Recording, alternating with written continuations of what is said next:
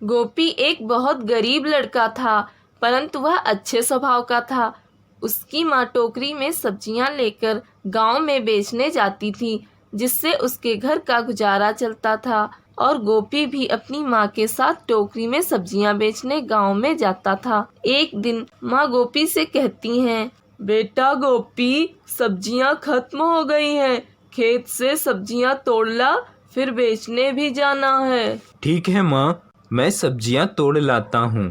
गोपी सब्जियां तोड़ने खेत की तरफ चला जाता है। तभी माँ देखती है कि गोपी सब्जियां तोड़ने खेत तो चला गया, पर वह टोकरी तो ले ही नहीं गया है। गोपी खेत की तरफ जा रहा होता है कि तभी उसे एक साधु मिलते हैं।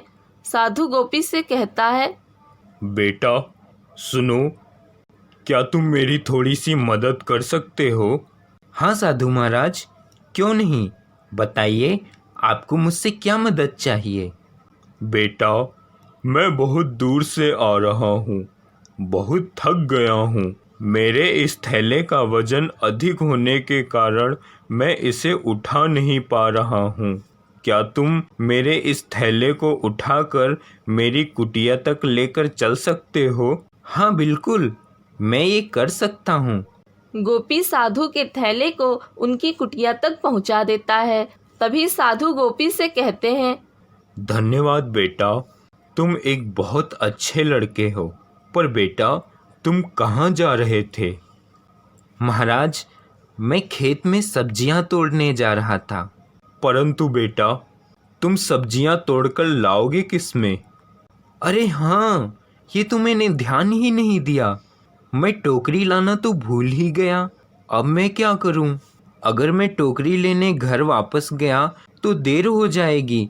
फिर सब्जियां बेचने किस समय जाऊंगा?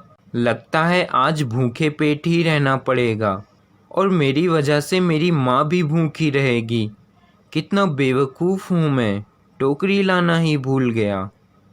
गोपी की बात सुन साधु हंसने लगते हैं, यह सोचकर कि गोपी कितना सीधा और भोला है और अपनी माँ को कितना प्रेम करता है।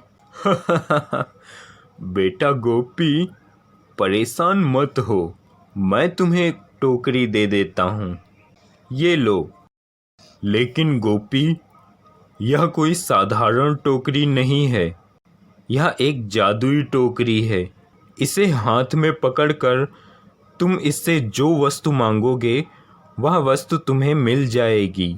परंतु गोपी, एक बात याद रखना, कभी लालच मत करना।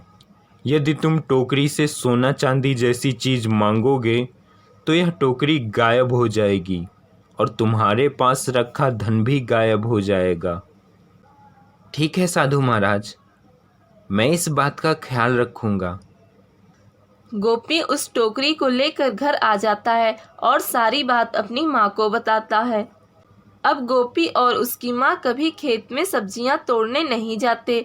गोपी टोकरी पकड़ता और सब्जियों के बारे में सोचता और बहुत सारी सब्जियां उसे मिल जाती, जिन्हें वह बाजार में बेच आता और उसे अच्छे पैसे मिल जाते। उन पैसों को वह बचा कर रखता, साथ ही घर की ज़रूरत की और चीज़ें वह जादुई टोकरी से ले लेता, पर कभी उसने सोना चांदी के बारे में नहीं सोचा। गोपी का पड़ोसी चंपक देखता है कि गोपी कभी खेत में सब्जियां तोड़ने नहीं जाता है, परंतु सब्जी बेचने रोज जाता है। उसके घर में भी बहुत सारा सामान है, यह सब कैसे? चंपक गोपी और उसकी माँ पर नजर रखने लगता है। तब उसे पता चल जाता है कि गोपी के घर जादुई टोकरी है, जिससे गोपी कुछ भी मांगता है वह उसे मिल जाता है। अच्छा, तो ये बात है। अगर मैं किसी भी तरह से गोपी की जादुई टोकरी चुरा लूं तो मैं माला माल हो जाऊंगा। रात में चंपक चुपके से गोपी के घर आकर वह जादुई टोकरी चुरा कर अपने घर ले आता है। अब चंपक बहुत खुश होता है। आखिर मुझे जादुई टोकरी मिल ही गई। गोपी तो बेवकूफ था। जादुई टोकरी होने के बावजूद वह सिर्फ सब्जियां मांगकर बेचने जाता था। मैं तो टोकरी से सोना चांदी मांगूंगा और बहुत अमीर बन जाऊंगा। ए जादुई टोकरी, मुझे खूब सारा सोना चांदी दे। चंपक के इतना कहते ही टोकरी गायब हो जाती है। यह देखकर चंपक का सिर चकरा जाता है। हाँ, अरे ये क्या, ये कैसे हो गया? टोकरी कहाँ गई? तभी वह देखता है कि टोकरी तो गायब ही हो गई है, साथ में उसके घर का सारा धन भी गायब हो गया है। हाँ हाँ, ये क्या हो गया?